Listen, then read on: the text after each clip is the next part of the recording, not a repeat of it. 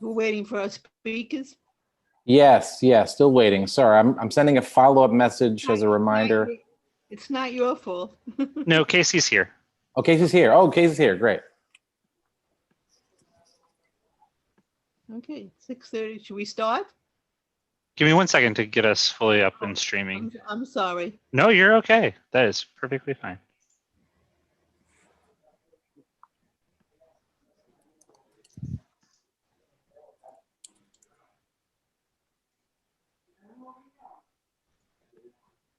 This shouldn't go to midnight. We'll try. No promises.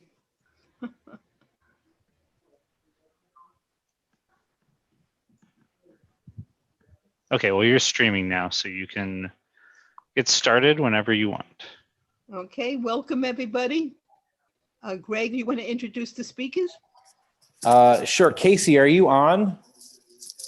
I'll make sure I see Casey here. Casey, you can There's go ahead and Casey. unmute. Yeah. Hey, yes, I am. Good to see you Casey, thank you so much for joining us this evening. Everyone, welcome to the Housing Committee gathering. It's great to see you all. Happy post-election day. I hope your favorite candidates got what they were hoping for. And Gail Brewer won. That was my favorite candidate. There you go. She won with 50%, so she doesn't have to worry about anything. There you go. And of course, more news to come, I'm sure, on that front. So welcome, everyone. It's great to see you all. I know Ed Hartzog is joining us in a little bit, and that's great. So Casey Berkovitz is on. Casey, I would love for you to introduce yourself. Tonight is all about basements. That's the way I'm framing it. Because as much as we might think that basements are just an afterthought, they're a critical issue. And I think that the particular topic is important for us to talk about because it's something that can really connect to the Housing Committee and the Housing Committee's work moving forward. So Casey, do you want to introduce yourself? And I know you have a little bit of a slide presentation, kind of get folks up to speed. I do, absolutely. It's good to see you all. My name is Casey Berkovitz. Thank you for coming. Thank you so much for the invitation. So as you all probably know, my name is Casey Berkovitz. Professionally, I'm a senior associate at the Century Foundation, which is a think tank based in New York and DC that works on all sorts of issues, including housing and school integration. I also, outside of that work, have been coordinating the statewide coalition to legalize what's called accessory dwelling units, ADUs, in New York State, which we will get into in just a little bit. So let me share my screen. Looks like I'm not able to share my screen if whoever the admin. You're good. Go ahead now. Awesome. Thank you. Okay.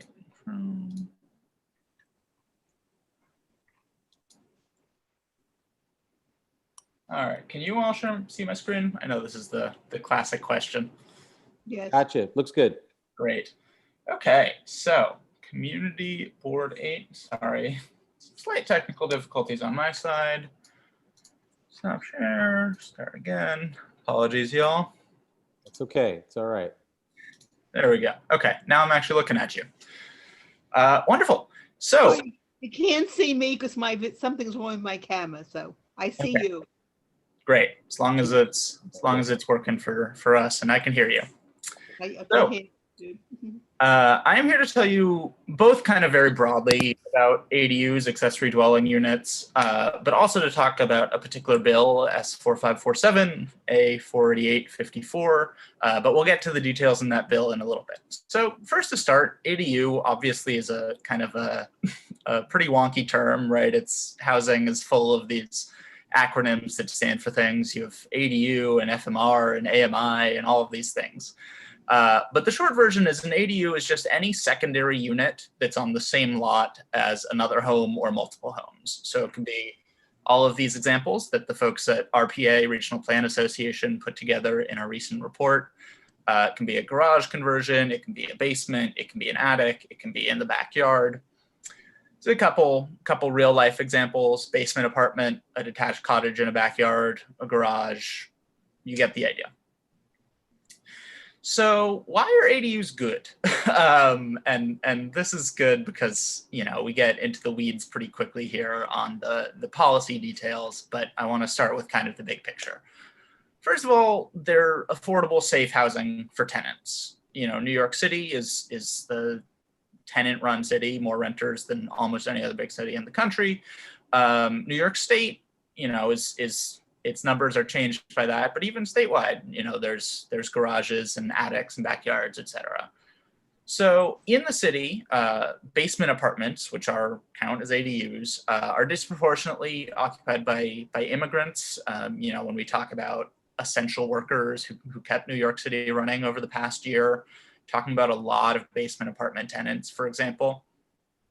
They're also, just by virtue of being affordable and being usually on the smaller side, they're oftentimes kind of the first home out of shelter or the last home before someone is potentially pushed into homelessness. On the flip side, for homeowners, they're extra income. They allow someone to get some, monthly rent, whatever that looks like, whether that's a couple $100 or even up to $1,000 or $1,500. I'll share here, my parents are in California, but they actually are ADU landlords. When my sister and I moved out of our home, my parents converted part of their home, and now they're getting some monthly income from their tenant, which is great as well. And oftentimes that income can even help to finance creating the ADU in the first place, whatever that looks like.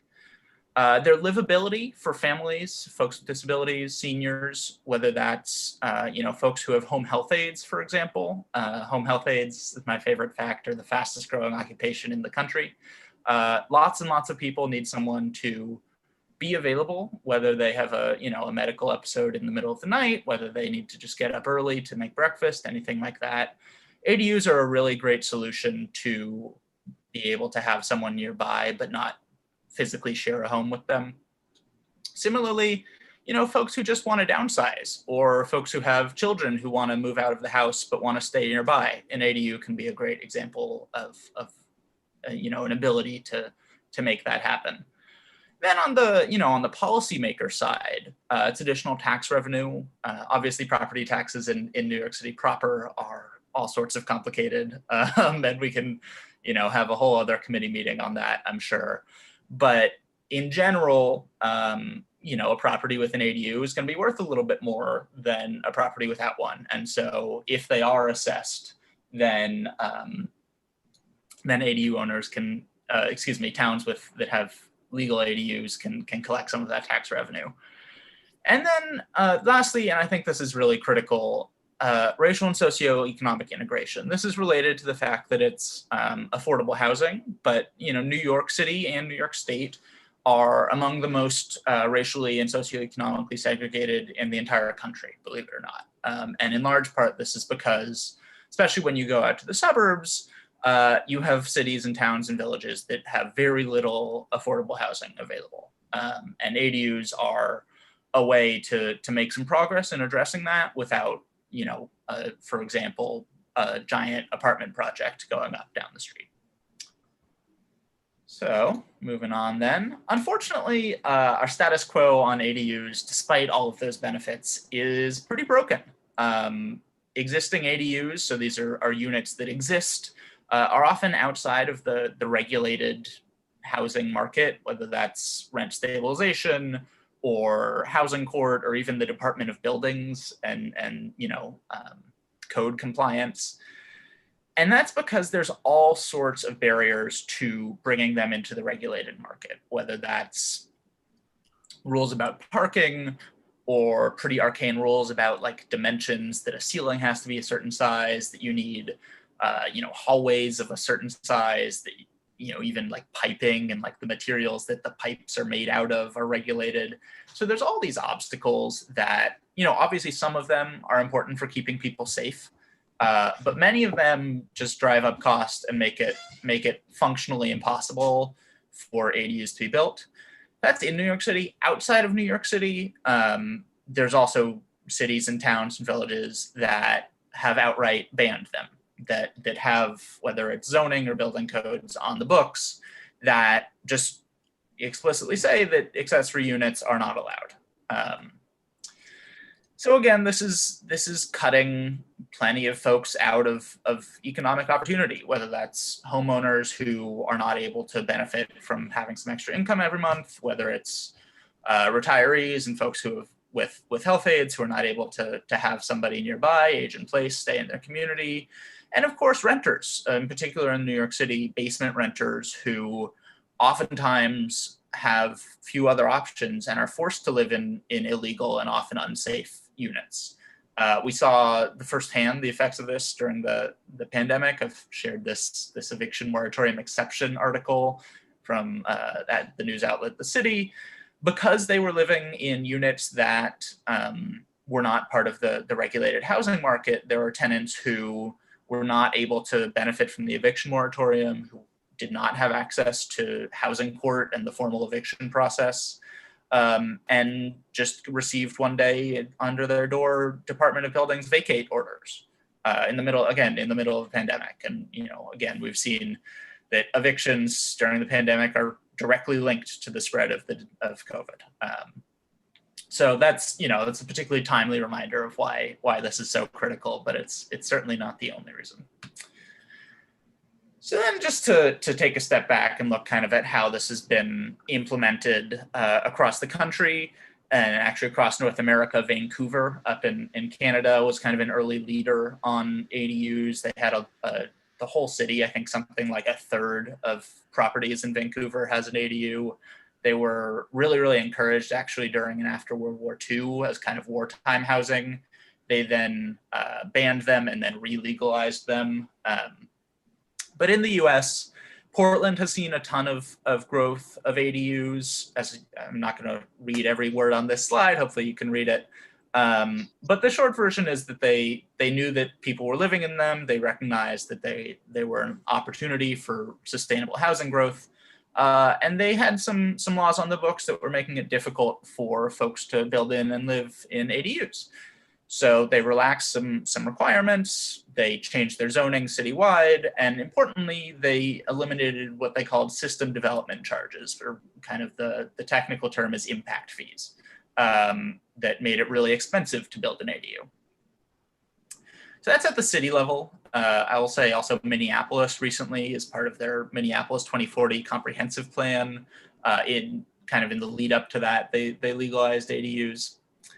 And then statewide, California has been working on this for a long, long time. And I'll say that California's progress, again, I mentioned my parents are there, and so they've benefited from that, and my family's personally benefited from that.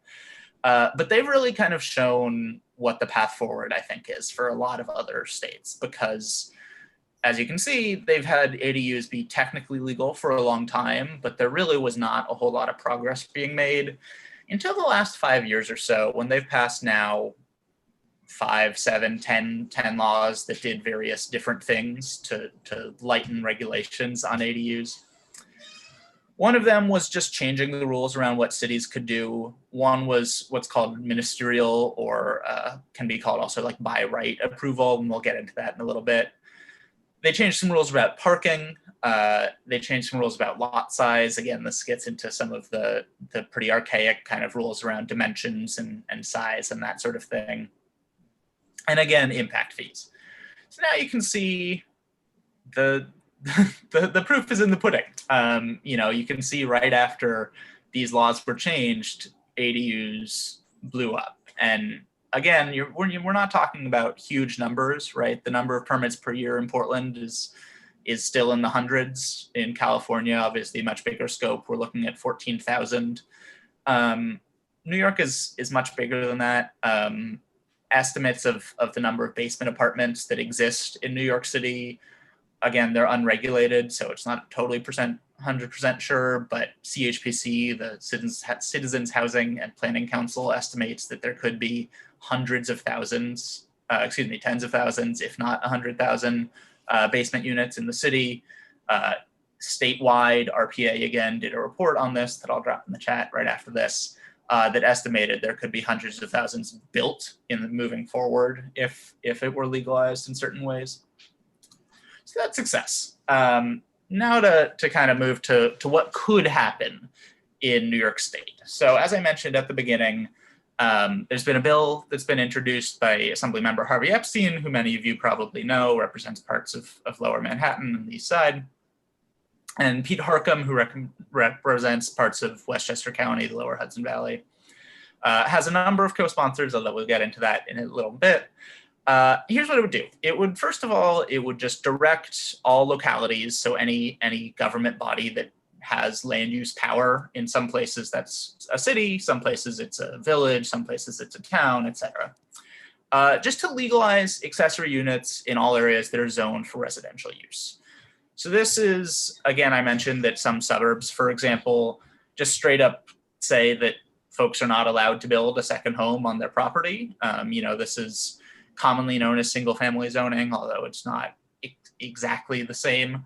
It would just say that anywhere you can build a home, anywhere you can own a lot, own a property, and have a house there, you can also build a smaller second home. Secondly, it would prevent onerous limits that functionally ban ADUs.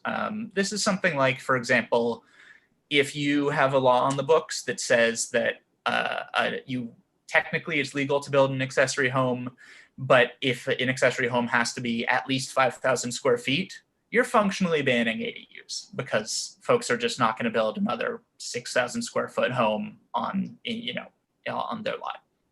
Same thing with what are called setbacks. So, for example, this is a rule saying that the actual physical building on the property has to be a certain distance from the edge of the lot. If you say that every building has to be half a mile from the edge of the lot, you're banning ADUs, even if, in principle, they're legal. So the state bill would direct localities to legalize ADUs within some parameters. This is not to say that there's no local flexibility at all. We're looking at, it's still perfectly fine if you want to have a 4-foot setback, which, some parts of the city do, that's totally fine. If you have,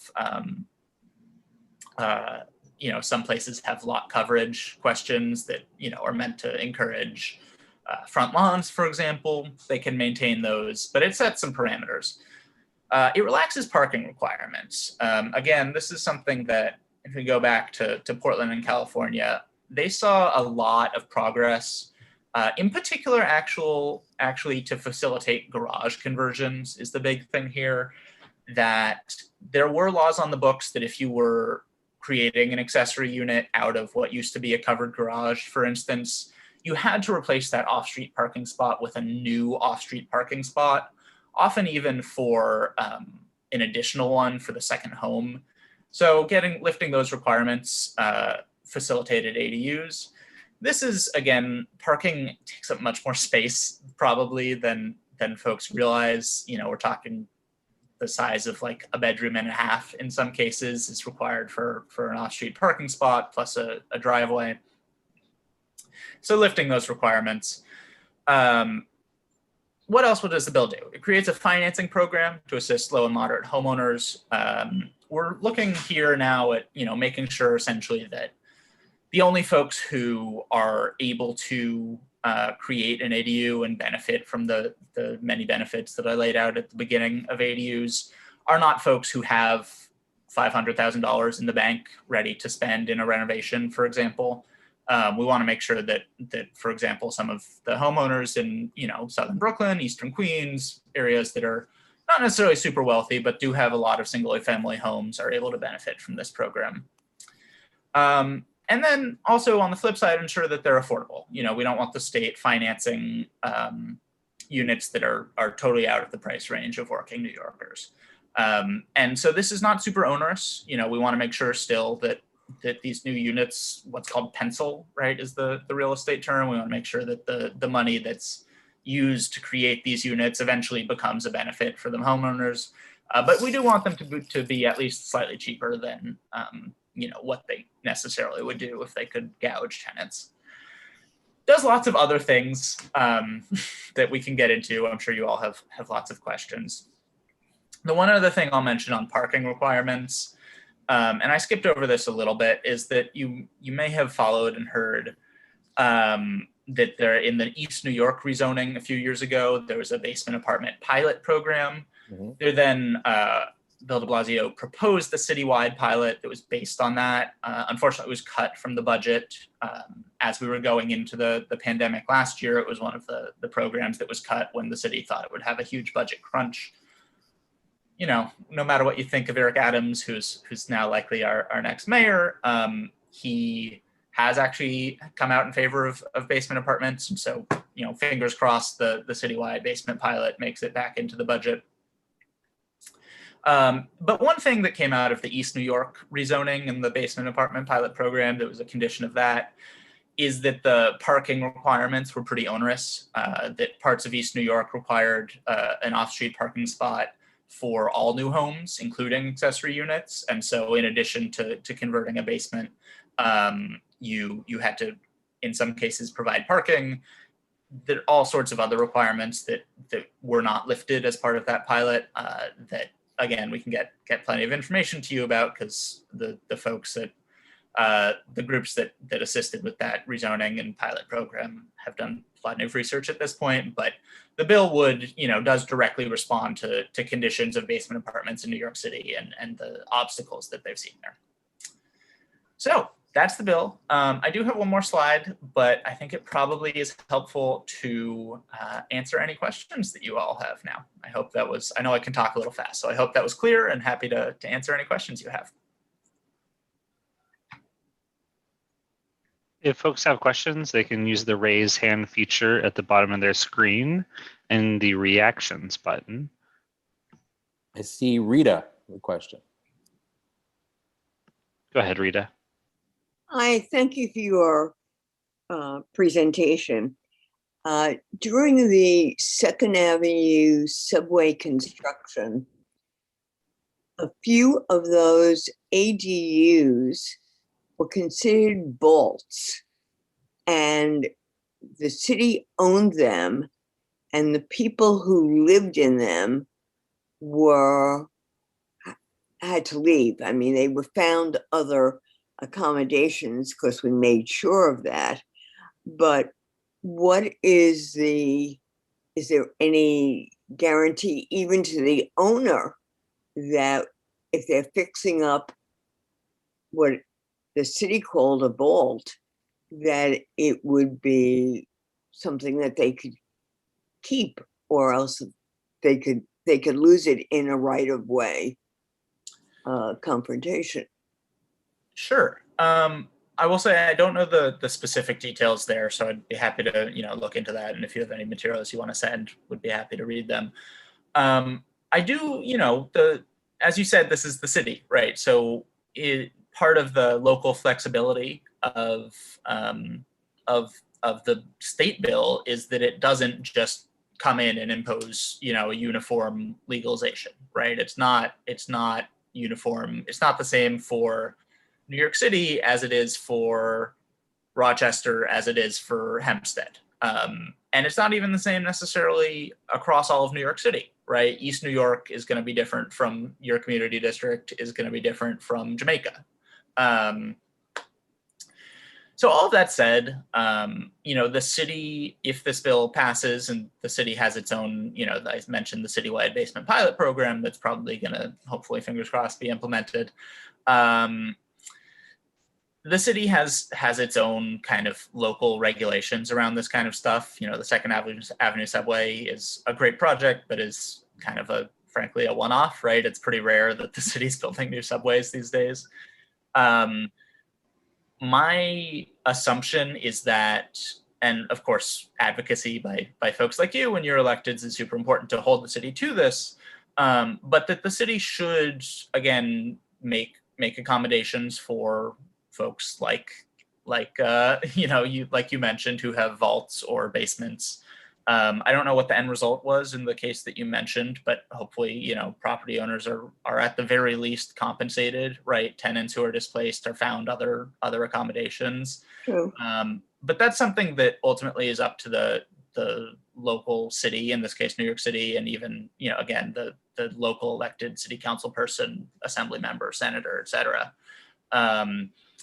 That the goal of providing local flexibility in the state bill is to make sure that happens, right? So it's not the state housing and HCR, the housing community revitalization. I actually forget what HCR stands for. That it's not the state agency that's coming in and trying to deal with this from Albany, but that it is actually a local choice. Thank you.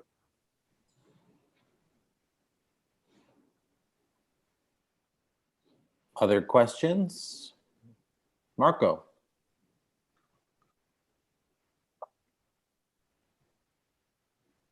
Marco, if you can hear us, go right on ahead. We can unmute him. There you Can go. you hear me now? Yep, we got you. I'm sorry, but I think I'm going to take seriously many questions, Casey. I think you are wrong. I'm sorry to say that. First of all, what is the difference between cellar and basement? Well, you try to say that if it's basement, basement is legal. You don't have nothing to legalize. You don't have nothing to do that. You just give me what is a basement, I will legalize for you. And a legal apartment. What you are saying, and you show, by the way, basements. In reality, you show basements. You don't show cellar, and the cellar is the problem. So that is my first point. Well, let's let Casey weigh in, and then we'll give. You want to respond to that, Casey? Yeah, absolutely. So, so just to be clear, and this is for everybody, cellars and basements, right, are different. The difference is the number of feet above or below street level. Basements have more street access than cellars do. Just to be clear on terms and what we're talking about. You know, this bill in particular, the state bill, would not affect cellars. You know, there are real safety and fire concerns and, you know, even light and air, et cetera, about cellars that are you know, still concerns for basements, but are much less concerns there.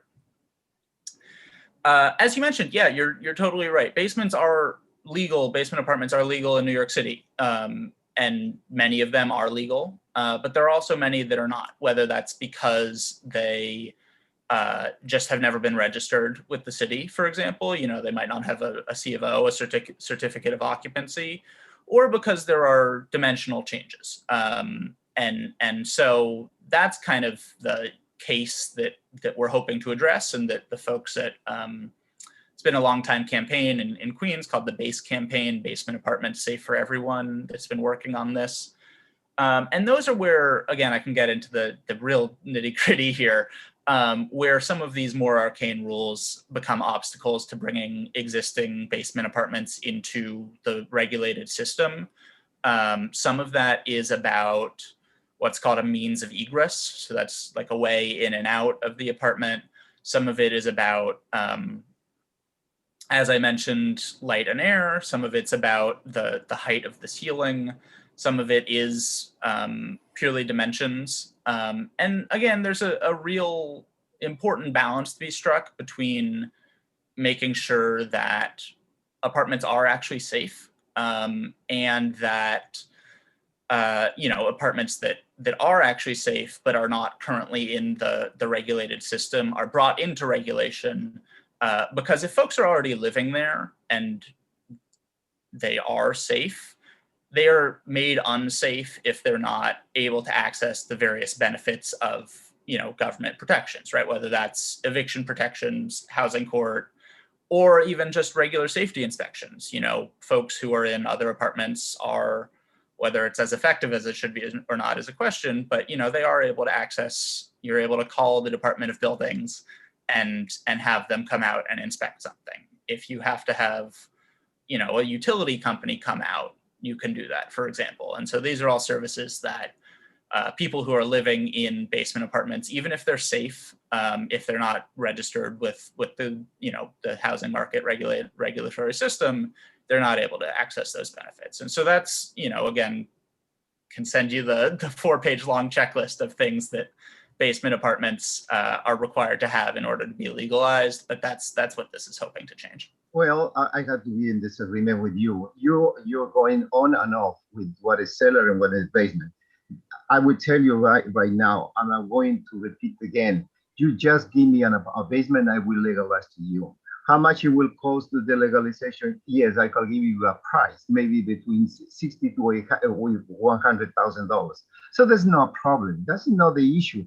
And the typology of the housing, I do a lot of work in Queens, Bronx, and I know very well the size of the lots, which is basically, I'm saying to you is, you're talking about cellars, and cellars is the problem. Cellars, the problem is ventilation. You know what is COVID? COVID was created and was exploited in Queens because crowdedness. Crowdedness is because lack of ventilation, and this virus is transfer easily in crowdedness space, and that is the biggest problem. The other problem is to say about basement is not possible. You know how many landlords, small landlords, would like to change it for one family to two, or two to three families. When you go into three families, you're getting inside of the nightmare. The nightmare is, for me, is ADA compliance. Once you pass two family house, now you must be fully in compliance. If you have to have a difference of level, and to reach the level is a nightmare and extremely expensive. So many people, they are reluctant to go in that direction because there is no way to be in compliance with the ADA. I prefer to maintain as is the apartment. So this is the major issue. The issue is basically right here is you're talking about sellers. And sellers, the problem is, yes, the higher the ceilings, the lack of ventilation. Now, you don't mention, there is other problems, very serious problems. Is about the size of the sewer system in the city. The sewer systems are so small that you cannot increase more density. At the time when you increase density, right now, as every time that we go in 200 feet square feet in enlargement in the property, we must retain the rainwater. Why? Because the capacity of the sewer system is not enough. Now you want to increase more sewers, so you don't have opportunity. That is a serious problem that you have to deal. Parking spaces. If you don't have parking spaces in those places, you cannot rent, you cannot do anything. Yes, it's extremely important for those places because they have lack of service of mass transportation, and the only way those places is just only by cars, and cars is a nightmare. If myself, I'm a developer, I buy properties, and when I have one of the major my property has is lack of parking spaces, and this is why it's a serious problem. Yes, parking sometimes is a luxury. Parking is sometimes good, it's bad, but at the end of the day, parking is fundamental. If you try to eliminate that, where are you going to put those cars? And everybody will fight it for that. Now, the other part that you mentioned is, let me talk about the issue of, since I know very well loans, I know very well how to develop the properties because I do that, by the way. So you want to say, do you want to put money to $500,000 in an investment? What you create is a nightmare because the courts, they always are tenant protected because everybody said you have to protect the tenant, and they are absolutely right. You cannot put in the street people, but on the other hand, the landlord cannot be a welfare department for those people. Those people can stay over there, and they don't want to put the people outside. Meanwhile, the mortgage is gonna go behind you, and they're gonna foreclose the property. So this is a serious problem what you mentioned. Yes, I'm extremely supporting to create affordable housing. There is other approaches, but this approach I find is completely wrong, erroneous. They don't understand the reality of the problem of affordable housing. Affordable housing we have to create. Yes, I'm 100% that. There is other fund, the affordability what we can create. We can. One of the issues is to stop the demolition of the affordable housing. Affordable housing, it costs between $700 to $1 million. And now we see in the city that everybody demolish, especially in our district, they demolish affordable housing and they put luxury housing. So we create a serious deficit. And you know the basic of the economics is supply and demand. The more demand, the more expensive the housing. The more people they pay the income toward the rent. And there are some families that pay 50% of their income toward the rent. So this is a serious concern. I'm with you. The only thing is, I found that this is wrong, this approach completely. They don't understand the zoning, the building codes, all these elements. Otherwise, you can get in trouble. The good intentions become a nightmare. And that is my point of view. I don't want to go against what you try to push. And yes, I like you. I congratulate that what you're doing is great. but I think it's wrong, the approach. I think there is better approach in this case. And Marco, just for the sake of time, I'd love to see if anybody else wants to have an opportunity. well, if somebody raised their hand, I can stop right away. But because this issue, yes, I'm an expert in that part. I do have experience building, creating, working, designing, enlargement, legalize. So listen, all these kind of issues completely made me feel a little bit uncomfortable. The good intentions become a nightmare, and that is the point. And this is why I'm going in that direction completely.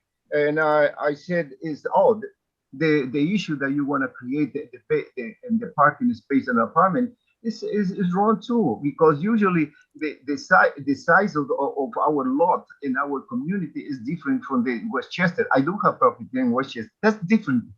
The size of the lots are completely huge over there. So I'm not going to discuss the issue of Westchester. We have to discuss just only New York City. And in our community, the biggest problem that we are creating is we are completely inept, all of us, that we had to stop luxury development, because this luxury development, they avoid to produce middle income housing. If you don't produce middle income housing, these people that have that condition, it will put pressure in affordable housing. And then you create gentrification. You try to push out low income families. And that is the serious problem in our community, especially in the community Ward 8. I don't want to keep discussing about what is the cellar and basement, because we don't have in our community basement. The basement basically is legal in our community, and we can change the use. The problem in the other communities is cellar, because right here, most of the basement, immediately they change from one, they change the use. And it's easier to change unless you have a serious problems of the handicap accessibility. And that is a serious problem. But if you said, oh, let's go move the handicap accessible, everybody's gonna go against the person that said that, because you cannot. Marco, can you sum up? I don't think it helps to get into an argument right now. We understand what you're saying. We understand you disagree with the bill, but it's not going to help to get into an argument now. We have been there. Ed has joined us now. But thank you, Marco. But we can argue about this for 3 hours, but that's not going to help. We understand what you're saying. Yeah, and I think I just want to add to that, Marco. You made a lot of really important points about how I think this committee needs to think about what affordable housing looks like. And I think, the goal of this committee is to think about what strategies or steps we might take or approaches we might take to support affordable housing. It's a key priority of this community board to think about. So you brought up a lot of really important content, and I think we're clear on the disagreement between basement and cellar. Casey, I don't know if there's anything from what you heard that you wanted to share or add on to, not for argument's sake, but just in terms of any sort of clarifications or additional thoughts. And then obviously if others have questions, we'll jump in. Sure. Yeah. I mean, I think Barbara mentioned this, but I certainly don't mean to say that ADU legalization and basement apartments are going to solve the housing crisis. It has to be a part of a bigger strategy.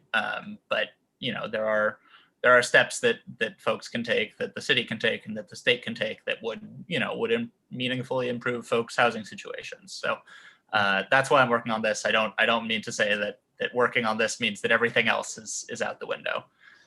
Certainly, there's lots of other solutions as well.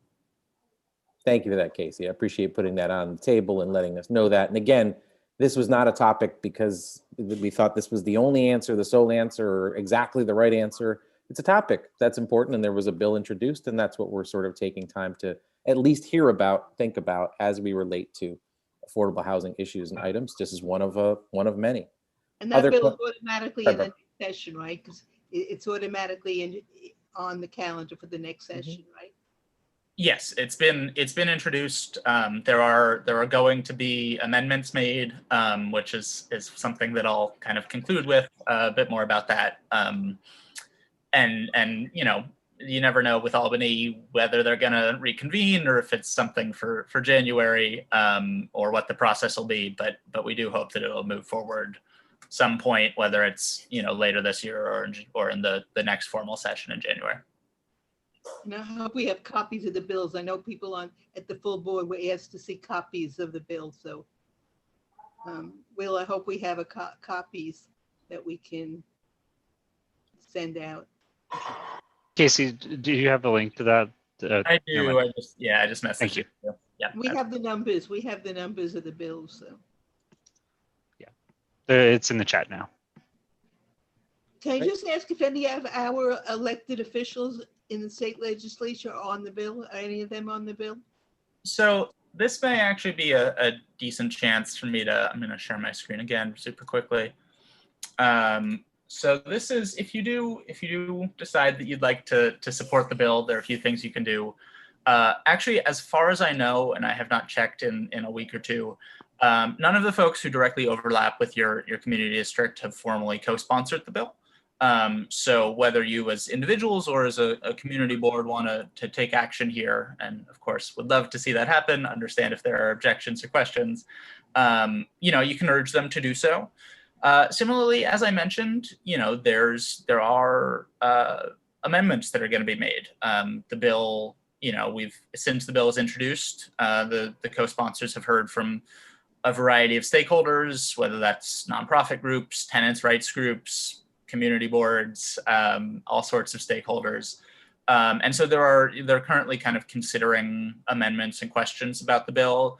If there are particular changes that you'd like to make, whether that's, again, to the difference between a basement and cellar, to clarify that, for example, or, if you wanted to, if you're concerned about displacement for something like subway construction, could ask folks to include a measure about that. Any kind of change that you'd like to see, they're always happy to hear from stakeholders, from groups like your community board, and hopefully those amendments make sense and can be included.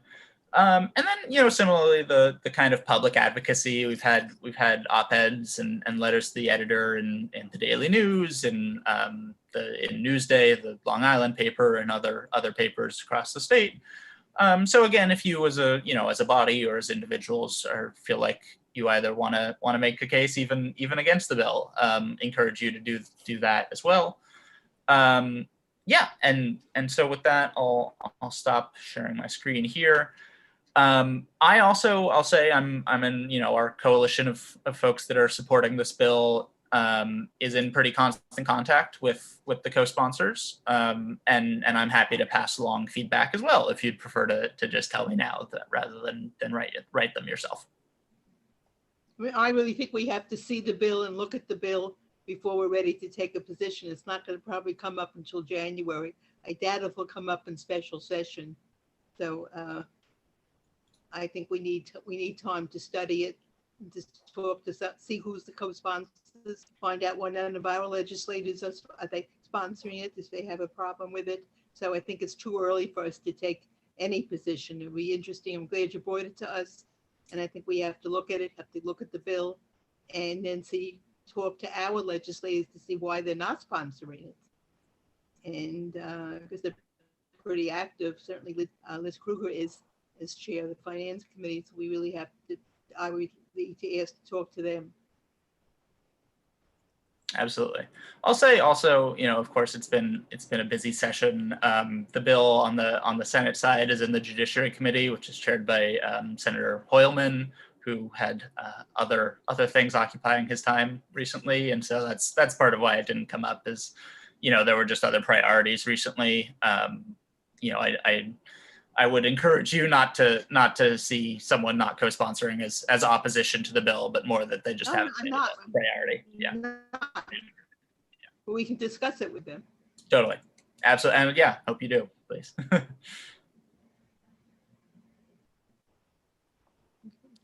So other thoughts, questions? Marco, I see your hand up. Is it specific a question for this, or is it related to another topic?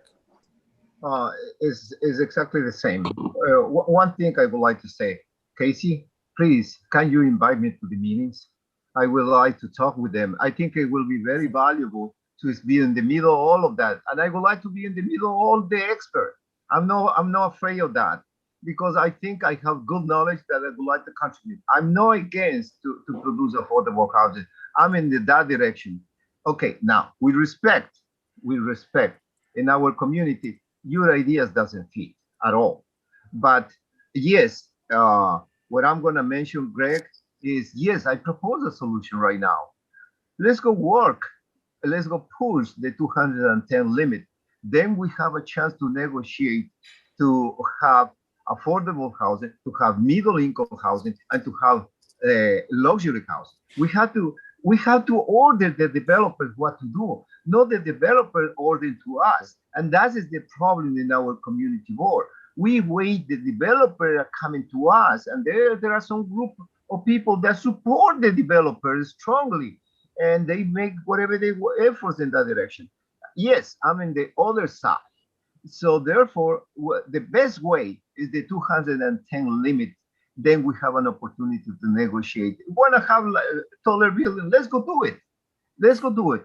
Let's go produce affordable housing. Let's go produce middle income housing, because our neighborhood it needs all this type of housing. We don't have the luxury in that direction. And please, let's go work in that direction. And Casey, thank you so much. I don't want to go against you. That's not my intention. My intention is against the deal, which is wrong. And yes, Barbara, you're absolutely right. I think we have to study and we have to keep discussing. And I don't mind if somebody want to challenge to me anything. I'm welcome. Thank you. Thank you. Thank you, Marco.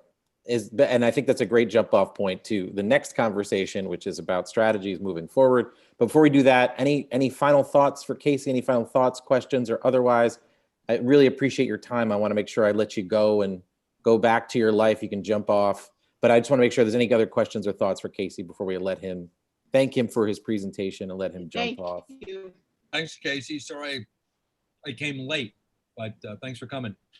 Yeah, thank you all. Really appreciate you all taking the time. I shared my email in the chat, but Great. Greg, I think you have my email as well. Feel free to obviously share it with anybody. And if you have further questions, details, this was kind of a very 101 or 201 introduction, but I'm happy to really dive into the nitty gritty with anybody who's interested. So thanks so much all for your time. I'm sure we will when we look at it. Absolutely. Thanks very much, everybody. Thank you very much, Casey. Really appreciate your time on this. Thank you. And so at this point, I think the second part of today's agenda, and welcome, Ed, great to have you. I think the second part of today's agenda was really starting to begin to at least strategize or at least share thoughts. And Marco kind of teed it up a little bit here to share thoughts about there is a new administration coming on board. Obviously, it'll take some time for us to know all the details and on the vote counts, but as a new administration comes online, what would be or what are our suggestions, strategies, thoughts, and otherwise as we consider and continue to think about supporting affordable housing in the district? And I think that's kind of where we would kind of go next. And if you recall, the last couple times that we've met a couple times, and then we took a break because of other meetings that were critical to the community board. But we've had some really interesting, I think, conversations about possibilities and prospects. And once again, Marco, you sort of teed up kind of a strategy or a thought or approach, but if it's okay, I wanted to sort of use this kind of segment to sort of talk about what does this committee, following up on some of the things we've talked about before, or based on what we know here and are aware of, what do we think would result in more affordable housing in this particular area? And Marco, you started to tee us up. And actually, I'm going to let Russell jump in if that's okay, because we haven't heard from you yet. Russell. Thank you.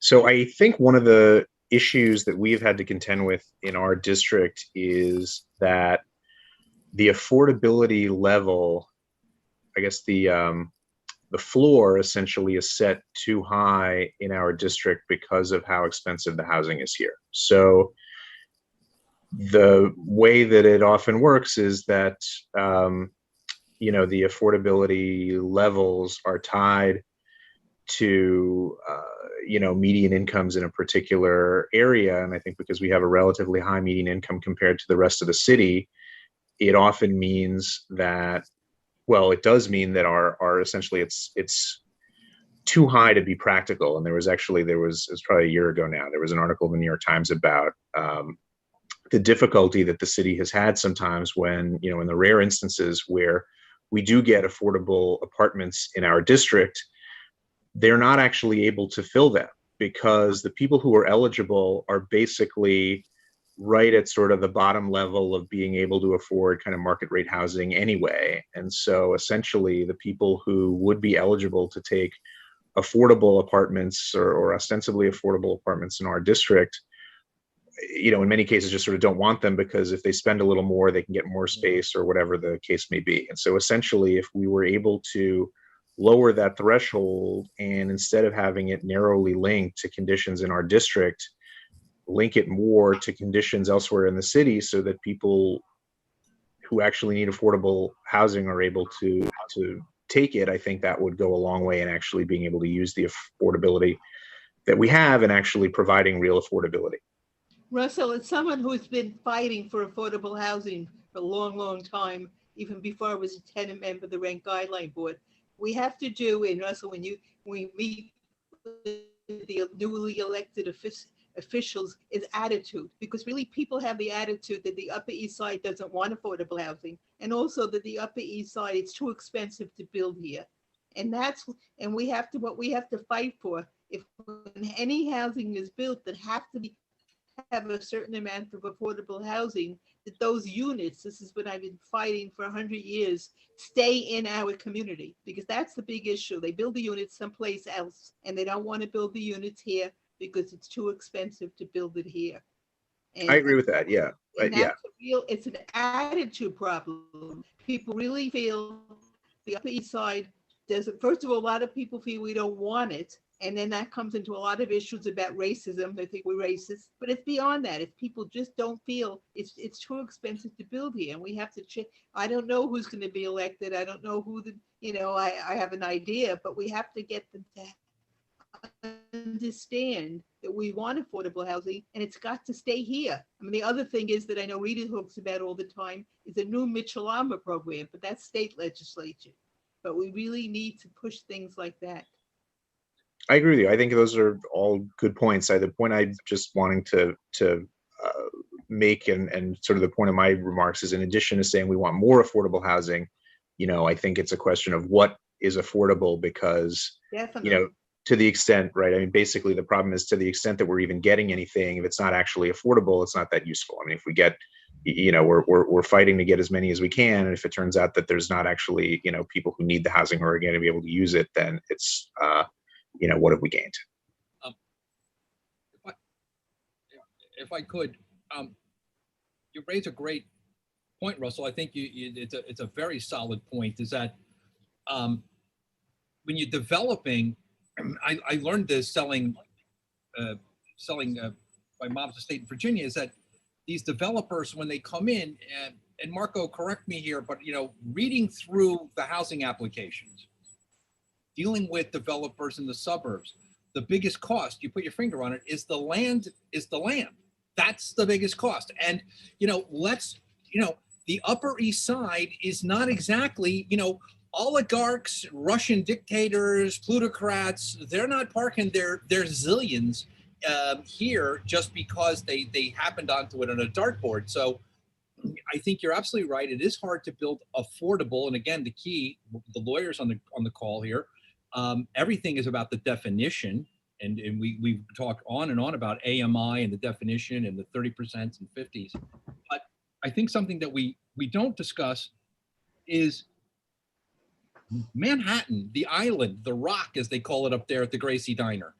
The Rock is, in terms of public policy, cannot be allowed to have market forces run wild, because otherwise it would only be populated by plutocrats, because free market forces, given the nature of the real estate that we have, everything, I see Marco nodding, everything would be zillion-dollar condos because of the underlying land. So my point, I mean, I'll be empty.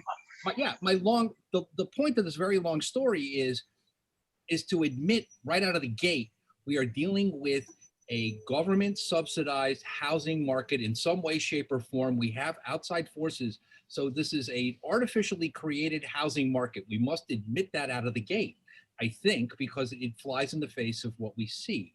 And with that said, I think all the things you've raised are important.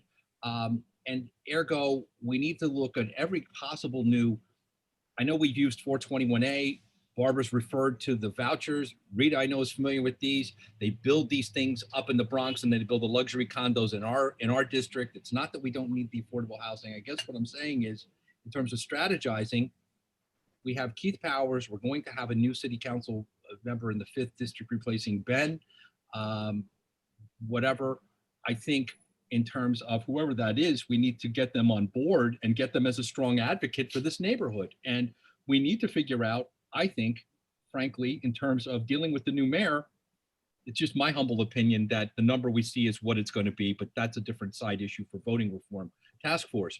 My point is, we should, I think, in terms of strategizing, find immediately those local, state, and city officials who are very, who have the incoming mayor's ear, because they are the poobah. And we all know that on the housing committee, right? It's the mayor. He runs the whole show. He's going to appoint the city planning commission. He's going to appoint the BSA. He's going to appoint the rent guidelines board members. I think in terms of strategizing, the first thing we need to do is find out who we know that is, has his ear, so that, again, our stuff can get to them. And I'll stop. That's just my thought. That's very interesting. There was an obituary in today's paper about Sylvia Deutsch. I remember her when she was head of the BSA and head of city planning. And she fought for all these things before anybody ever did before. Yeah, I mean, we're beholden to them. Marco, everybody, architects, people on this call. I'll stop talking, but we all know this from our personal experience. The BSA, the city planning. I mean, the lawyers. That's why judges are so important. The umpire is important. Most important person on the field is the umpire. Anyway. Let's have some other folks who maybe haven't weighed in yet get a shot. Sandrea, would you like to jump in?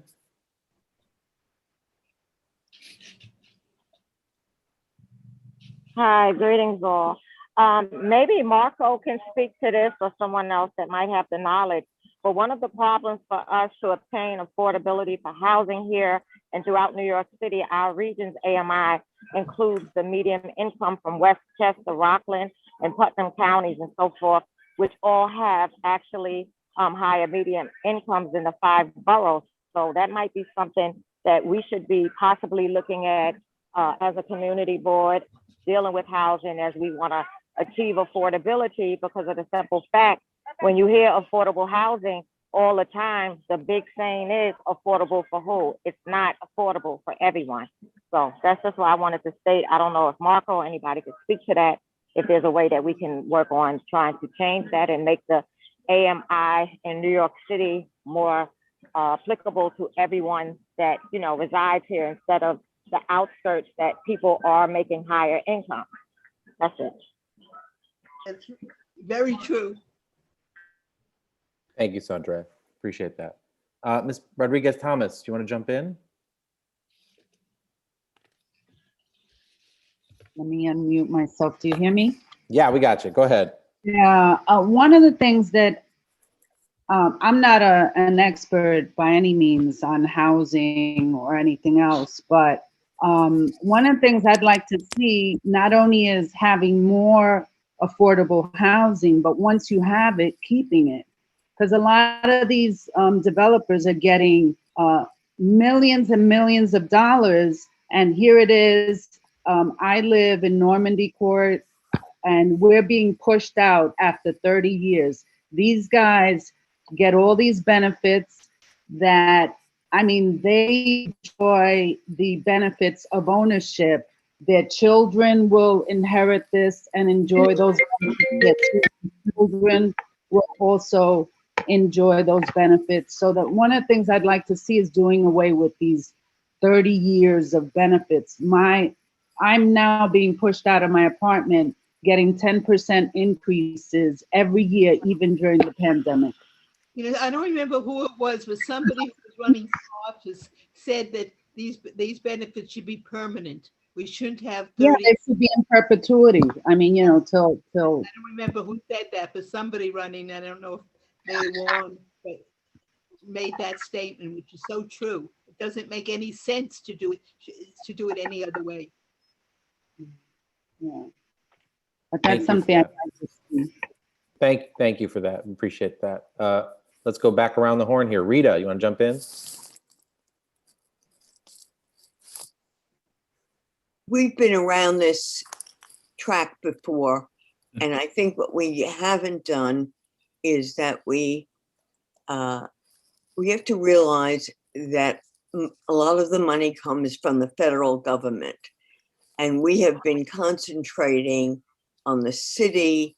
It is basically, I'm talking about like a Mitchell-Lama program. It took the city state, it was run out of the state, but it had federal money, and Ima has, she lives in an 80-20. It was the landlords that set the parameters. Everybody wanted a 50-year buyout for Mitchell-Lama, but the developers wouldn't go for it. So then they went down to 35 years, and the developers wouldn't go for it. And now it's 25 years, and they bought into 25 years. They all bought in at the same time. Many of them had 5 and 6 developments throughout the city, became multimillionaires. My question is, when are we going to put the feet to the fire to the federal government, to the city and the state? I mean, we keep thinking that the mayor has all of this power. He has none. He really has none in the regulation. That's number one. Number two, when did 100% AMI, which it was always during the Mitchell-Lama program, always become 175% and 185%, because the developers wanted it and the mayor said, you got it. So when are we going to put our feet to the fire and get behind something and stick with it? We meet every month. We've been, I'm running out of time. I'm 82. I've been hearing this same story for 10 years and nothing has been done. We have got to do something. Look at all the empty land we have within Community Board 8. I can take you to full blocks that are absolutely devastated to the ground. They removed affordable housing people, rent stabilized people. They removed them years ago, and the land is fallow. Down near the United Nations, Maclau, a developer, bought this huge stretch of land. I talked to Dan Gorodnik about it. I said, when is he going to build? Well, he's not really in a hurry. Well, he's had the land and it's empty. It was the old Con Edison plant. It's been empty for years.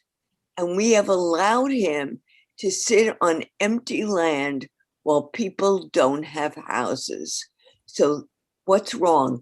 Is it the developers? Let's say that there were 20 developers in the city. I have no idea. But look at all the people we have. Why haven't we gotten together and done something as a group? Putting my soapbox away. But that's what we need.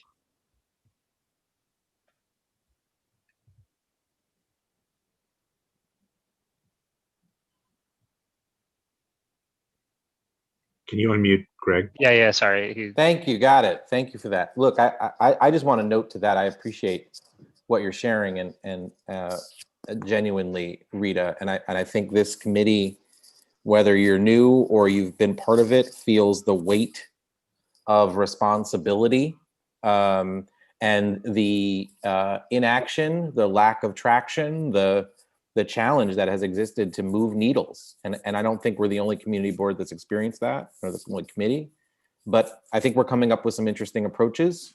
What it's going to take to actually put pressure and leverage to be able to do things, I think I'm enthusiastic about working with this group to try to figure out. We'll let others weigh in on this, but I do think we feel the weight of wanting to make something happen. Marco, do you want to jump in now? Okay, first of all, I think I have a great relief today. I'm out from the political career, period. So that made me feel confident to speak, because many people believe that that's what I was very aggressive in housing. Now I feel fine. Being said that, now I'm gonna ask you, Russell. Look, it's easier to criticize. I'm one of them. I criticize. I'm going to propose to you, Russell. Let me propose a project. And now I'm going to be in the other side, so everybody have a chance to kill me. It's up to you, Russell, because I do have an idea of how to present a plan. And before in that direction, but that is your choice. The chair of the housing, obviously the chair of the community board, can decide that. There is nothing political behind that, by the way. Now, seeing that all the politicians that I read very careful, none of them they have a plan for us. None of them. They're running away. They offer, but they don't have a plan for affordable housing. I don't know how they sell this political career, but none of them. We are in trouble. Period. Now, let me go directly to my points now. Let's go talk about the median income. They said 100 or 180%. Let's go put 50% of the median income. Are you happy? No, this is not the problem. The problem is we have a serious deficit of affordable housing, supply and demand. The demand at the end of 2018, according with HPD, that was in a training with them, there was 1.1 million of applicants for the lottery program. That is the deficit. No, just imagine probably some people apply twice or 3 times. Okay, we're talking about 500,000 of affordable housing to need or more to resolve that problem. The Demolition administration, they said they built 185,000, which is, I doubt it, but let's go in that direction.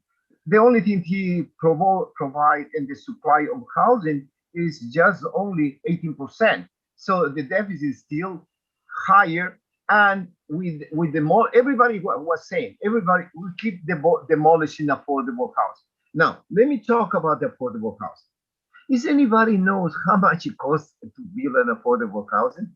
It's between $700 to $1 million. That's what it costs affordable housing to build. So now, if you're talking about hundreds of thousands, billion or trillion of dollars we need to resolve to create affordable housing.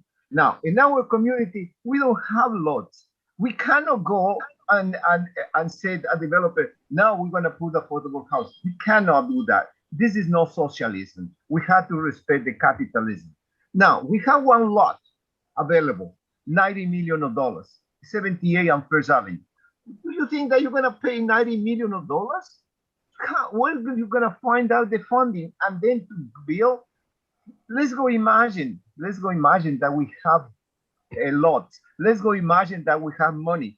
Do we have the technology to build 700 or 600,000 affordable units? No, absolutely not. So my point is, all the points that I raised with one direction. We need to start creating a plan. I do have a plan, but it's up to Russell and up to you guys to make possible that, because I would like to present, I would like to everybody criticize my idea, because I think it's time to go in the other side myself. And I would like to see if they like it or not. I think many people, they will criticize me, but that is the only solution that we can do that. About the 421A, one of my point is to build affordable housing and to allow the government build affordable housing. This is useless. You need the developers. Regardless that you hate them, you need the developers. Now, the point is, we have to determine the developer where we want to build affordable housing. No, usually what happened in our community, the developer said we want to build what is more convenient for him. If we're going to give you, we want to create affordable housing under the 421A, the developer wants a couple of $1 million more. Let's go give them more millions of dollars. No, that's no problem. But let's go put the housing in perpetuity, nothing for 30 years. 30 years is a joke. I think we have to orientate ourselves to look affordable housing since the deficit is so large. We have to orient our effort to produce affordable housing for seniors and affordable housing for families with children. This is the only part that I believe that we can resolve affordable housing. The other section, it will be very hard to resolve. And thank you so much. I propose something, and it's up to you. And thank you. So okay, my understanding is you're saying that you have like a detailed, essentially sort of policy proposal potentially that you want to put out for discussion at some point. I mean, I think if basically I defer to the chairs of the committee as to whether, to sort of hear that at some point, but we can talk more about that offline. If he has it, we should look at it and, discuss it, look at it, each get a copy of it and look at it. Yeah, I would suggest sharing that with the co-chairs here, and then we can talk about it. And if he has to make copies, and we can look at it. Definitely. It's not something we can decide today. Yeah. I mean, Does that make sense, Marco? You can share with us, and then we're happy to if it makes sense, we can talk about it in committee. I mean, that's. Yes, I think I don't have a concrete policies. What I have is a concrete plan, and the plan, I know people, they're not gonna like it. I know very well, but I'm gonna propose, and you will see me. Okay. Well, usually I'm fighting most of the time. I'm going in reverse, so I'm ready to face. Marco could be a starting point for discussion. Yeah, absolutely. Yeah. Right. Yes, and the idea is to present, and then you can start argue whatever you want, and I expect that it's gonna happen. Just whatever you have, we'd like to look at. We're not going to shoot you. If we Yeah, don't send like the chairs. We will not shoot you, Marco. Please share the. You see what I did to the gentleman that did the presentation. Probably somebody's gonna do to me, and I accept that. That is the right, and I don't mind because I'm learning, and I try to be better every time. Thank you. Good. Russell, do you want to Russell, you want to continue? I know you started. You want to jump in? Sure. Yeah. So I wanted to respond to Marco, but I had other points also related to the discussion. Okay. Yeah, so the other two suggestions that I had, first of all, a pied-à-terre tax, which I think is something that came up recently and didn't ultimately pass, I believe, this legislative session. But that, this sort of picks up on the point that Ed was making about, oligarchs from abroad coming in and buying up, colossal amounts of luxury housing, and that drives up the price of housing for folks who actually live here. So I think a pied-à-terre tax, or what's been termed a pied-à-terre tax, but essentially a tax on sort of luxury apartments that aren't actually the primary residence of people, makes a lot of sense to address that. The other point I would suggest that we may want to look at is, the cost of shelters versus the cost of affordable housing. So this is something that I've seen discussed elsewhere, and essentially the point was made. There's data on that. Yeah, exactly. There's data on it, and the fact of the matter is the city spends an enormous amount of money on shelters, and we need to do that in the sense that we want to get people off the street. But if you compare what the high cost of that is to what it would cost to just build housing for people, it's actually probably much more cost efficient to actually just build housing that people can live in. And it really, and that's a better solution than shelters anyway. I mean, it's preferable from the perspective of the people who need the housing. And I think it's preferable from the perspective of everybody else. So that's another thing. And then the other point I just wanted to make is, I think, I would encourage we should look at, everything and solutions that sort of run the gamut in terms of, what kinds of things we're considering. But one thing that I'll note is that I think that some of these are probably easier to achieve in the sense that they're sort of discrete. And I think, we should still sort of aim big in terms of larger goals that we have for creating affordable housing. But, from a strategic perspective, we may want to say, that we'll focus on certain things because they're more readily achievable. And I think that a pied-à-terre tax, I would hope that a pied-à-terre tax or that kind of thing would be in that category, although the fact that it didn't pass this time is maybe an indicator that that's not the case. But I would also put the AMI issue in the same category where, that seems like fixing that and basically making an adjustment to how that's calculated or how that's applied for different local neighborhoods, I would think is a reasonably,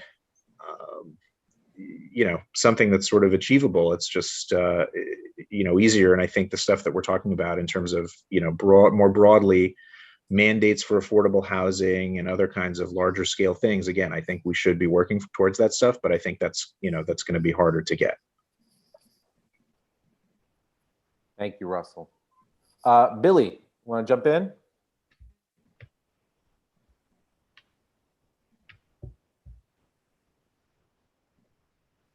Great. Thanks. So these are all good ideas. I agree with them. But I think, focusing on things that are like legislation at the state or city level, that's fine. But, we've passed resolutions before kind of to that effect. I don't know that it actually has a huge impact. And what I'd like to draw our attention to is whether we could potentially have a much larger impact as a community board by talking a little bit about some of the zoning in the community. Now, I know there's a zoning committee, but there was an op-ed written in our town a few months ago that talked about, let me just make sure I've got it right. I think it's 424 East 90th Street. And this is the Weapon and Glass building, which is right now an Avis rental garage. And apparently it's going to be turned into a self-storage facility.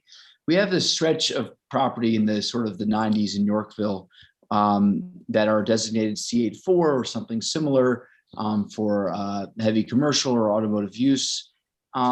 We could, if we wanted to, if we thought this was a good idea, push as a community board to have this area zoned to get affordable housing.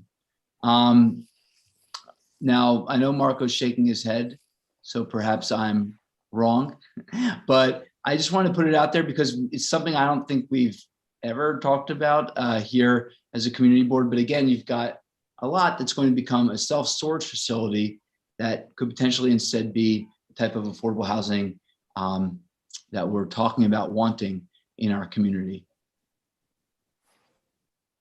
Thank you, Billy. Marco, I want to hear from you. I don't know how easy it will be to get zoning changed on that spot. So you can't do spot zoning, and and I don't want to step on the toes of the zoning committee, but spot zoning is a problem both ways. When they restrict what you could do, and it's a problem when you want to do good things.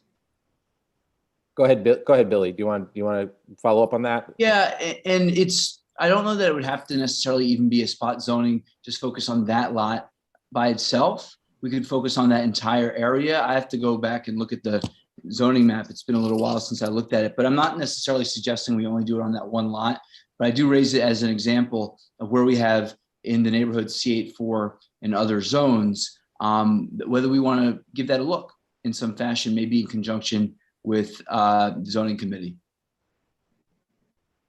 Thank you, Billy. Ms. Rodriguez-Thomas, all yours. Okay. I'd like to see, I agree with Ms. Popper regarding the warehousing of these lots. And I've seen it in other communities. I was a board member of Community Board 11, where if you go north of 96th Street all the way down to 125th Street and you look up, most of the residential buildings are sealed. They're not being used. They've warehoused all of these buildings and they're just waiting to push everyone out. And here in this district, you see the same thing. I mean, it's basically all luxury housing that's going up. There's no affordable housing. I'd love to see a tax, either a tax or a fine for keeping these lots. You know, not doing anything with these lots for years. I mean, they should have a limited amount of time in which they either build or they have to give it up or have to pay some kind of tax.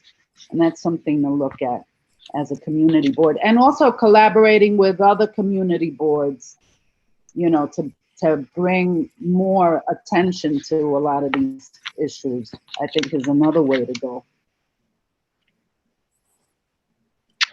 Rita, did you want to jump in?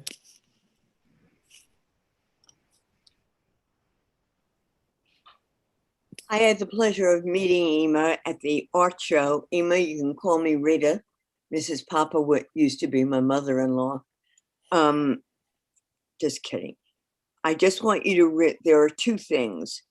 One, that every developer who built affordable housing was guaranteed a 6%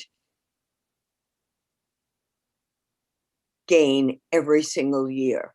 Now, who on this board is putting their money in a bank right now and getting guaranteed 6%? That's so it's not anti-developer. It is working with the developer, but in the last 8 years, it has been developer against the people, against the population, because that's the way it was set up. Let's pick people that we don't like and let's put them against people we do like. We like developers. We don't like people who don't have high paying units. I did do a study with the help of Ben Kalos's office on housing of homeless families. This was for hotels and motels. Every single year, whether it's used or not used, 3,900 units are set aside and paid for. Each unit, the owner receives $200 a week. Now, I have been working with homeless people at the Sleep-In in Long Island City. 5 in a room is okay. 6 in a room is okay.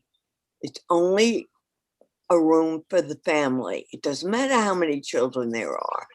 And not only that, there's no refrigerator, there's no washing facility, laundry facility, there's no desk to learn, and there is a ripple effect. The ripple effect is that we have students who are far behind. We have students who are putting a great deal of pressure on our health community because they are sicker, then they get sicker faster than children who are living in a proper situation. They don't go to school because their school sometimes is 2 hours away from where their room is. And we call this America. So, but we talk about it. As I said, I'm running out of time, guys. When do we sit down and, not obviously amongst us, we all believe in this. Where do we get a coalition that has some strength, that goes to Albany, that goes to, we have a new president. Everybody's talking about a new mayor who hasn't started. We have a new president who has started, who cares about people. Where are we going? We get money for a subway extension, and we need that. But there are millions of more people who would benefit from affordable housing than a faster train ride. So I put away my soapbox, but I didn't do it. But this time I promise I will.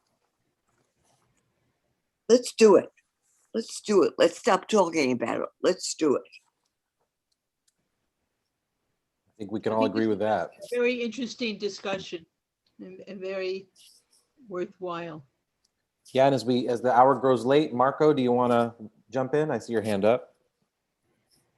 Yes, thank you. Emma, I think you give me something that I don't want to talk. You describe very well the Spanish Harlem. You describe perfectly. And there is a planner that we pay money, and he did that plan. Well, this is the plan of the planner. So that means it's wrong, absolutely wrong. You're absolutely right, Emma. You visually, you describe the problem of housing in that community. And we cannot afford to have an advisor, a consultant that did that. And that is wrong. This is another issue. The point is, we have to figure it out. What are the needs of our community? Indeed, we can see as a full spectrum of the city, but we cannot break our boundaries of our community, 59 to 96th Street. We have to stay in that part, and we have to figure out a solution specifically for our community. The point is, one of the biggest points that increasing notably is the buyouts. Now the buyouts, we're talking about the $2 million. So a person that was lucky that has been living in rent control for many, many years, paying almost pennies. And that is fine, nothing wrong. What is wrong is that now they're selling those apartments in $2 million, that this person takes the $2 million and we lose affordable housing. So this is our problems. We had to stop this kind of situation. This is the buyouts that we had to stop, because this affordable housing has to maintain and preserve for other families. If this person doesn't want to live over there, fine. We have to put another family over there. So we're losing affordable housing. And I think that we cannot discuss affordable housing without zoning. Always we have to marry these two committees, because one helps to each other. Let me put this example, and I think that describes everything in our community. The building that they do in 83rd Street and 3rd Avenue, there is a big lot. The developer demolished, I think, five affordable units, 5 buildings, totally 40 affordable units. Now he's planning to build, right now he's building 449 feet tall. So, and then he's going to produce affordable house, and I'm sorry, luxury housing only. So, and it's coming another problem now, density. Density is a serious problem in our community. Those apartments are huge. A regular apartment, a good sized apartment, we're talking about 1,000 square feet. Those apartments I'm seeing is 4,000 or more square feet. And I don't mind, I'm not against to luxury housing. What it is the problem is with this, in this lot, 40 affordable housing is demolished to build 86 luxury housing. If you use the density calculation, they're supposed to put 306 dwelling units. In reality, they use just only almost 1/4 of that.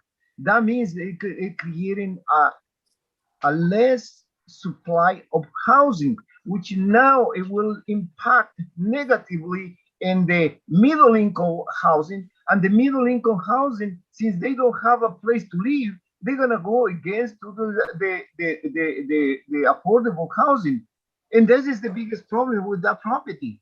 And we need it urgently to pass the 210. Then we have a weapon to discuss, to organize our ideas properly on affordable housing.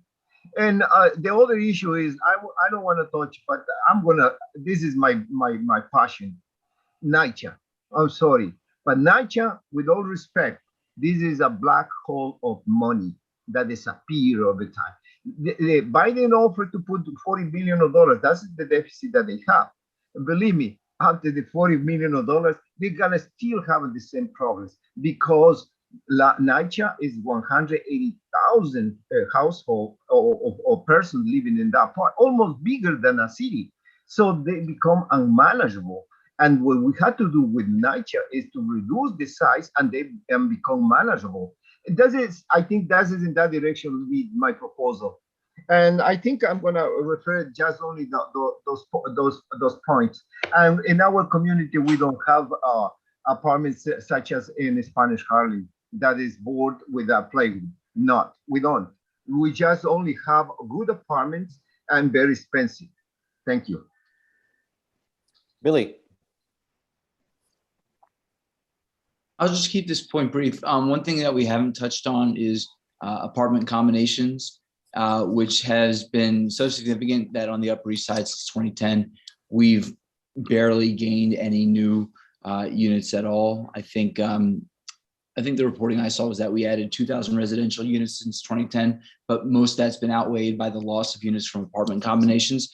I don't know what you do legislatively to respond to that. I really don't. But I just want to put it on our radar for discussion and thinking it through because, maybe there's some answer there, but that is also obviously not just impacting our housing stock, but you get these combined apartments that are, I would presume, luxury and much more expensive, and you're losing some of your studio, one bedroom and other apartments that we still really need in the neighborhood. Well, this has been I think a very thoughtful, insightful, passionate opportunity space to share kind of strategies and approaches. I think the weight of responsibility on us and the coalitions and community partners that we're part of is critical to be able to make something happen in alignment with what a new administration in place, new legislation opportunities, or existing ones. I made a listing of 12 or 13 sort of notes here, and I'll make sure those are included in the minutes. Then we'll get those minutes out sooner rather than later, so to make sure folks get to weigh in on it. And I think, our next sort of gathering will need to be focused on how do we start taking apart all of these pieces and figuring out in what order we can try to make things happen, and or in what parallel process we can contribute and engage. Because I think we all recognize the weight of the issues, the complexity of the issues, but I think we've got some good strategies, and shout out to Marco as well for putting together a plan. He can share that with the co-chairs too, and that may be a good jumping off point as well in terms of strategies. So I think it was a very worthwhile meeting. Yes. Maybe we should have had it before Tuesday. No. Well, there's still plenty of time to influence this government. I know, so. I know. I shouldn't have said that. Sorry. So unless, yeah, Barbara, Ed, and you guys feel free to weigh in, but I think we've reached the point where we've got what we needed. Very good meeting. Very good discussion. Very, very helpful, I think. And, new ideas are good, even it's an intractable problem. I mean, not just here, but everywhere, so. Yeah, thank you, everybody. To just reinforce Rita's point, it's time. It's time. No question. So look forward to doing this together. Yes, okay. Thank you. Thanks, everybody. Right before you go, you have a hand up from. Go ahead. Yeah, go ahead. I just wanted to say that I came across a website called Community Service Society, and they have tremendous information regarding housing, affordable housing, everything we've talked about. They have like a think tank, and they put together all of this data that's really useful for us. So just want to great. That's great. Yeah, they're really good. Yeah, they're very they have a lot of data and a lot of interesting information. Yeah, they've been here. Oh yeah. Great. Right. Thank you. Yeah. Thank you. Rita, did you want to jump in? Yes, Emma, we have been in touch with Community Service Society, and they have done a paper and a book. It ended up as a PhD thesis of Mitchell Lama 2. And we have had Vic Bosch here, and it was Tom Waters who wrote that. Unfortunately, Tom is a young man, passed away because of COVID, but it's Oh. not dead. It is not dead. And Vic Bosch has come to us, and we really need to go back and follow up with him. There is a way to do Mitchell Lama too. They do a lot of good work, Excellent. Absolutely. They do. Now, Thank you. Thank you, everybody. It was really a good meeting. Thank you, everyone. We'll connect with CSS.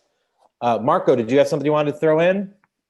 Yes, the only thing I had to mention is the meeting was great, and I just forgot what I'm going to say. So many things that cross my right now, and well, I forgot what I'm going to say. And thank you so much. We need a formal motion to adjourn, I believe. Motion to adjourn.